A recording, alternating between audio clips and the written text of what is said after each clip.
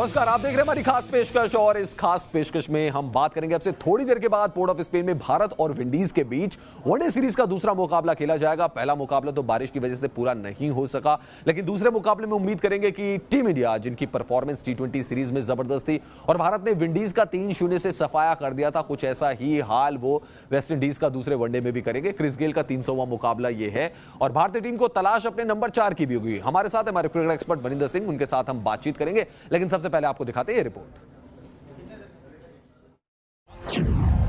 बारिश के बाद बरसेंगे विराट के वीर, पोर्ट ऑफ स्पेन में लहराएगा परचम। विराट वार से इस बार नहीं बचेगा वेस्ट इंडीज, दूसरे वनडे में दिखेगा टीम इंडिया का दम और पोर्ट ऑफ स्पेन में वेस्ट इंडीज को पस्त करने का विराट प्लान भी तैयार हो चुका है। बस इंतजार है विराट के योद्धाओं के बरसने का। भारत और वेस्ट इंडीज के बीच वनडे सीरीज का दूसरा मैच पोर्ट ऑफ स्पेन में शाम 7 बजे से खेला जाएगा। 3 मैचों की वनडे सीरीज का पहला मैच बारिश की वजह से रद्द हो गया था।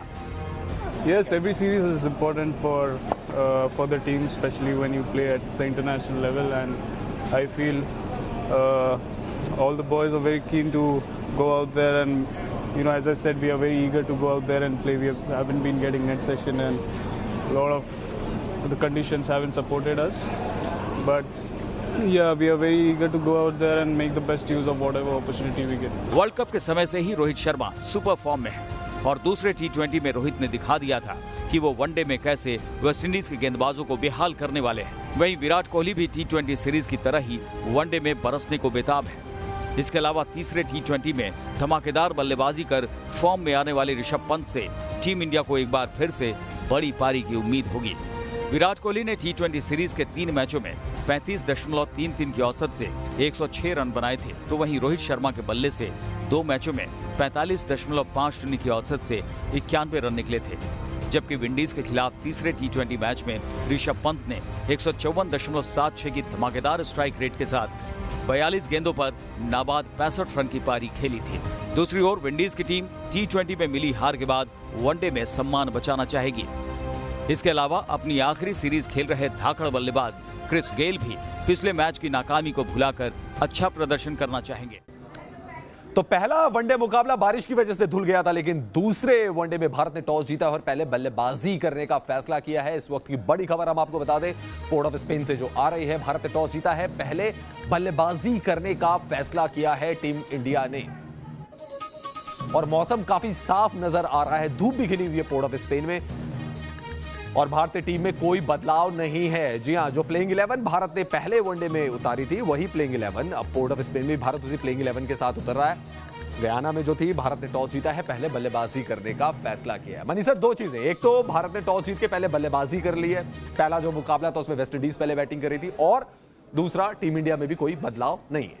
देखिए, जो टीम पहले मैच में खिलाई थी उसमें बदलाव की जगह बनती भी नहीं है जब पहला मैच पूरा ना हुआ हो। लेकिन मुझे लगता है कि खलील अहमद की जगह अगर आप नवदीप सैनी को एक मौका देते, क्योंकि वो एक बड़े टैलेंटेड क्रिकेटर लग रहे हैं, इतनी तेज गेंदबाजी कर सकते हैं, 150 की स्पीड से गेंदबाजी कर सकते हैं। अगर उनको ठीक से नर्चर किया जाए, कॉन्फिडेंस दिया जाए, तो मुझे लगता है कि अगले आने वाले 4 साल में वो अपनी जगह इतनी बना सकते हैं टीम में और इतना कॉन्फिडेंस गेन कर सकते हैं कि आपके टीम के मेन हथियार हो सकते हैं बॉलिंग डिपार्टमेंट में, फास्ट बॉलिंग डिपार्टमेंट में, जब आप अगला वर्ल्ड कप खेलेंगे। खलील अहमद को एडवांटेज इसलिए मिलता है क्योंकि वो लेफ्ट आर्म बॉलर हैं। हालांकि किसी मैच में अच्छी बॉलिंग करते हैं, लेकिन कंसिस्टेंसी नहीं है। लेकिन फिर ये अच्छी बात है कोच द्वारा या कैप्टन द्वारा कि एक खिलाड़ी को अगर मौका दे रहे हैं तो फिर उसे पूरा मौका दे रहे हैं, जो कि मुझे ये बात पसंद आती है। लेकिन फिर भी अगर मैं होता तो मैं पहले मैच से ही कोशिश करता नवदीप सैनी को खिलाने की।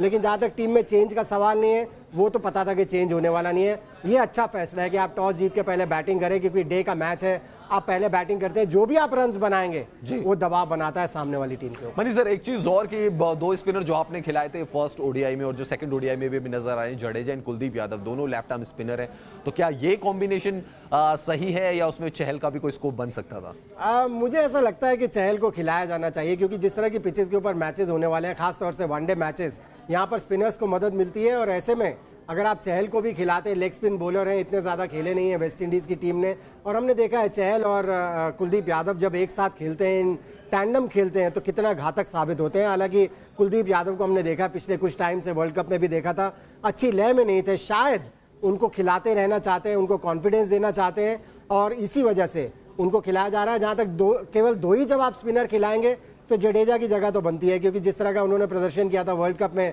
जब उन्हें एक बार मौका मिला उन्होंने अपनी जगह सीमेंट कर लिया। सो इस समय एक स्पिनर तो जडेजा रहेंगे, उनके साथ कौन खेलेंगे ये टीम मैनेजमेंट को डिसाइड। चलिए बात श्रेयस अय्यर की भी करते हैं, क्योंकि बहुत बड़ी प्रॉब्लम भारत की पिछले 2-3 सालों में रही है कि नंबर 4 का बल्लेबाज तलाश नहीं पाया। वनडे में वर्ल्ड कप में हमने देखा था ऋषभ पंत को ट्राई किया, लोकेश राहुल को भी ट्राई किया। श्रेयस अय्यर माना जा रहा है कि वो नंबर 4 पर बल्लेबाजी कर सकते हैं भारत के लिए। उनका क्या कुछ कहना है वो आपको सुनवाते हैं। We haven't discussed so far because we didn't get to play the match, but yeah, you know, it's going to be a vacant spot and they are going to definitely try and give chances to all the players at that position and come up with a good player in that position. So yeah, currently no one is convinced with that position, and you know, me personally, I'm not thinking about batting only at number 4, but I want to be like, you know, someone who's very flexible, batting at any number or any, if you go into any situation, you should be able to, you know, grab that opportunity and make the best use of it. युवा काफी सारे हैं team में, किस तरीके से उनको team management मौका देगा, किस तरीके से उनके लिए चांसेस रहेंगे इस पूरे दौरे के ऊपर, श्रेयस अय्यर ने क्या कुछ कहा वो एक बार फिर से सुनाते हैं आपको। Yes, it's really important for me as a youngster coming in the side after 2 years again to cement my position, because see, when you need to cement your position, you would be needing opportunities to prove that you're capable of being in the team, and I feel that I'll be getting that opportunity this time, and definitely I'll make the best use of it. तो श्रेयस अय्यर की अगर हम बात करें तो उनकी performance अच्छी रही है। नंबर 4 जब भी उनको मौका मिला है भारत के लिए अच्छा किया है उन्होंने, इंडिया ए के लिए भी अच्छा किया है। मनी सर, क्या ये एक राइट चॉइस हो सकते हैं नंबर 4 के लिए, क्योंकि आपने इतने सारे खिलाड़ियों को आजमाया, फाइनली आपको सेटल होना है। हालांकि श्रेयस अय्यर ये भी कह रहे हैं कि टीम मैनेजमेंट ने किसी से कहा नहीं है कि आप ही नंबर 4 होंगे, लेकिन अगर इन्हें चांस दिया जाता है तो क्या ये एक सूटेबल कैंडिडेट है? देखिए, टैलेंटेड तो बहुत है, इसमें तो कोई शक की बात नहीं है। और पिछले 3-4 साल से जब ये पहली बार आईपीएल खेले थे 3 साल पहले, तो मुझे तभी लगता था कि इनको इंडियन टीम में मौका दिया जाना चाहिए, क्योंकि दिल्ली डेयरडेविल्स के लिए जब ये खेले थे इन्होंने बड़े कंसिस्टेंटली रन्स बनाए थे। लेकिन फिर उसके बाद कहीं फर्स्ट क्लास क्रिकेट में जाकर वो कंसिस्टेंसी नहीं रही इनकी। लेकिन फिर उसके बाद जो इन्होंने एक्सपीरियंस गेन किया, हमने देखा कि जब भी इनको मौका मिला, इन्होंने रणजी ट्रॉफी में भी रन बनाया अपनी मुंबई की टीम के लिए, और फिर इंडिया ए के लिए जब मौका मिला अच्छे खासे रन्स इन्होंने बनाए और काफ़ी कंसिस्टेंटली बनाए। अब मौका मिलेगा इंटरनेशनल क्रिकेट में, मुझे लगता है नंबर 4 पर ही बैटिंग करानी चाहिए, क्योंकि वो जगह पर हम अभी भी बैट्समैन ढूंढ रहे हैं और इनमें वो क्षमता है। और अगर ये कंसिस्टेंटली रन्स बनाते हैं, इनको कॉन्फिडेंस दिया जाता है, तो मुझे लगता है कि आने वाले टाइम में ये टीम के स्तंभ बन सकते हैं। चलिए, श्रेयस अय्यर के पास चांस रहेगा अगर उनको नंबर 4 पर मौका देते हैं विराट कोहली, लेकिन विराट कोहली के पास भी इस वनडे सीरीज में एक मौका रहेगा, क्योंकि पिछली 11 पारियां हो गई हैं, विराट कोहली के बल्ले से कोई शतक नहीं आया। तो क्या विंडीज में वो शतकों का सूखा खत्म होगा? देखिए इस रिपोर्ट में। कोहली लगाएंगे विराट शतक, खत्म करेंगे शतकों का सूखा, विराट बार से सहम जाएगी विंडीज, कोहली करेंगे वेस्ट इंडीज का काम तमाम। विराट पिछली 11 वनडे पारियों में शतक नहीं लगा सके हैं, जबकि इस दौरान उनके बल्ले से लगातार 5 वनडे अर्धशतक निकले हैं। विराट के बल्ले से आखिरी वनडे शतक ऑस्ट्रेलिया के खिलाफ रांची में निकला था। कोहली के नाम 236 मैच में 41 शतक दर्ज हैं और वो मास्टर ब्लास्टर सचिन तेंदुलकर के बाद शतकों के मामले में दूसरे नंबर पर हैं। विराट ने वर्ल्ड कप के 9 मैच में 55.37 की औसत से 443 रन बनाए, जिसमें विराट का बेस्ट स्कोर 82 रन का रहा। विराट ने टी20 सीरीज में 106 रन बनाए, जिसमें उनका बेस्ट स्कोर 59 रन का रहा। मनी सर, पहले ये सीरीज 3 वनडे की थी, लेकिन अब ये सीरीज हो गई है 2 वनडे की। लेकिन अच्छी बात है कि भारत पहले बल्लेबाजी कर रहा है। क्या आपको लग रहा है कि ये थोड़ा सा एक स्पैन थोड़ा लंबा हो गया? विराट कोहली हर तीसरे वनडे में अगर ऑन एन एवरेज देखे तो शतक लगा देते थे, लेकिन यहाँ पे 11 पारियां निकल गई और विराट कोहली के बल्ले से शतक नहीं आया, पूरा वर्ल्ड कप ही निकल गया। ये केवल हम दोनों हैरान नहीं है, ये पूरा हिंदुस्तान, जो क्रिकेट प्रेमी है हिंदुस्तान के, वो भी बड़े हैरान है। मुझे ऐसा लगता है कि वर्ल्ड कप में कहीं ऐसा तो नहीं है कि विराट कोहली बहुत ज्यादा अपने ऊपर दबाव ले लेते हैं, क्योंकि 3 वर्ल्ड कप खेल चुके हैं, 2 ही शतक हैं उनके नाम। 2011 में एक था, 2015 में एक था, और 2019 में 9 इनिंग्स में 10 इनिंग्स में एक भी शतक नहीं लगा पाए, जो कि बहुत हैरान कर देता है। और वो उससे मुझे एक चीज पता चलती है कि आप जितने भी बड़े खिलाड़ी क्यों ना हो जाए, कभी ना कभी आपके ऊपर दबाव आता है। और शायद जब वर्ल्ड कप वाला सीन आता है विराट कोहली के मन में, तो शायद कहीं ना कहीं वो बहुत ज़्यादा अपने ऊपर दबाव बना लेते थे कि मुझे सेंचुरी लगानी है, अगर मैं ही सेंचुरी लगाऊंगा तो इंडियन टीम जीतेगी। ऐसा नहीं है, क्योंकि इंडियन टीम में बाकी भी खिलाड़ी अब ऐसे हैं जो आपको मैचेस जिता के ले जा सकते हैं। सो विराट कोहली को उस प्रेशर से अपने आप को हटाना होगा जब अगला वर्ल्ड कप कहीं ऐसा तो नहीं था कि सर रोहित शर्मा ने विराट की भी और अपनी भी सेंचुरी साथ ही स्कोर कर ली वर्ल्ड कप? नहीं, रोहित शर्मा का तो जहां तक सवाल है, मुझे लगता है कि बड़े मैच्योर हो गए। जिस तरह से उन्होंने बैटिंग की थी वर्ल्ड कप में, ऐसा लग रहा था कि उन्हें एहसास हो गया है, लेट हुआ है लेकिन देर आए दुरुस्त हुआ वाली बात होगी कि उनको एहसास हो गया कि उनसे क्या उम्मीद की जाती है, उनके पास कितना टैलेंट है,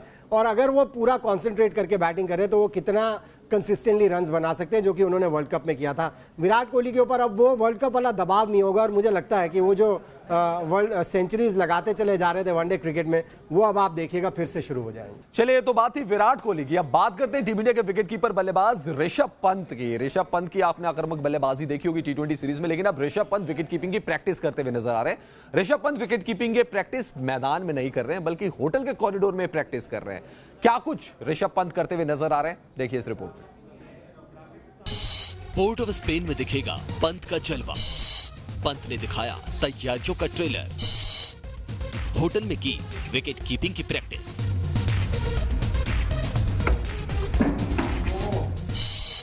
धोनी की जगह को भरने की तैयारी में पंत।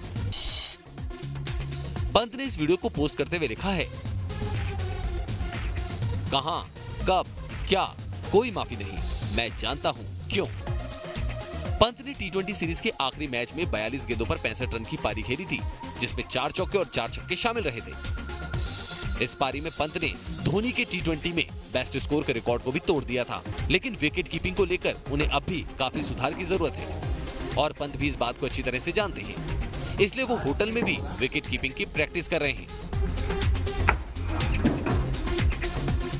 मनी सर, इस वीडियो को देख के तो ये समझ में आ रहा है कि ऋषभ पंत भी ये बात समझ चुके हैं कि विकेट कीपिंग एक ऐसा एरिया है जहां पे उनको सुधार करना होगा। बल्लेबाजी में तो चल जाएगा, आप आक्रामक शॉट्स खेलेंगे, लेकिन विकेट कीपिंग में आपके ऊपर ही इकलौती जिम्मेदारी है। देखें, ये मेरे फेवरेट प्लेयर हैं यंगस्टर्स में इंडियन टीम में, क्योंकि ये गेम चेंजर है। इनके अंदर वो एक्स फैक्टर है और इनको मेहनत करनी होगी। जिस तरह से मेहनत कर रहे हैं, इससे एक चीज़ ये पता चलती है कि इनको अपनी जिम्मेदारी का एहसास भी हो रहा है, इनको पता है इनसे क्या एक्सपेक्ट किया जाता है, और इनको ये भी पता है कि इनकी कमजोरियां क्या हैं। ये जो कर रहे हैं, ये जिस तरह की मेहनत कर रहे हैं, इससे एक एडवांटेज ये होगा अगर विकेट कीपिंग में सुधार हो जाता है, क्योंकि हमने देखा महेंद्र सिंह धोनी ने विकेट कीपिंग के द्वारा इंडिया को कई बार कैसे मैचेस जिताए। कोई कैच पकड़ लिया, कोई रनआउट कर दिया, कोई ऐसा स्टंपिंग कर दिया जिसकी वजह से गेम ही बदल जाती है। सो ये काम ऋषभ पंत को करते रहना होगा, और अगर विकेट कीपिंग अच्छी हो जाती है तो आप देखिएगा बैटिंग में भी कंसिस्टेंसी आ जाएगी। जी हाँ, बिल्कुल। और क्योंकि तीनों फॉर्मेट की जिम्मेदारी ऋषभ पंत के कंधों पर है, तो उनको अपनी विकेट कीपिंग में तो डेफिनेटली सुधार करना ही होगा। चलिए बात करते हैं न्यूज नेशन के स्पोर्ट्स कॉन्टेस्ट की, वीकली स्पोर्ट्स कॉन्टेस्ट की बात करते हैं, जिसके विनर का ऐलान हम करने जा रहे हैं। तो आपको बताते हैं कौन है वो लकी विनर। तो लकी विनर है शिखा खटारकर, मंडीदीप भोपाल से। ये हमारे विनर, इन्होंने 4 में से 4 जो सवाल पूछे गए थे उनका सही जवाब दिया। आपको आपका इनाम बहुत बहुत मुबारक। आप भी न्यूज नेशन के वीकली कॉन्टेस्ट में भाग लेकर जीत सकते हैं आकर्षक इनाम। मंडे से लेकर सैटरडे तक हम सवाल पूछते हैं, इनमें से 3 सवालों के भी अगर आप सही जवाब देंगे तो आप इनाम जीत सकते हैं। तो इसके अलावा आप हमारी वेबसाइट पर लॉगिन करके भी इस कॉन्टेस्ट में हिस्सा ले सकते हैं। हमारे साथ मनी से जुड़े हुए थे, आपको बहुत बहुत शुक्रिया। फिलहाल इस खास पेशकश में इतना ही। देखते रहिए न्यूज नेशन, क्योंकि खबरों का सिलसिला यहां कभी नहीं थमता।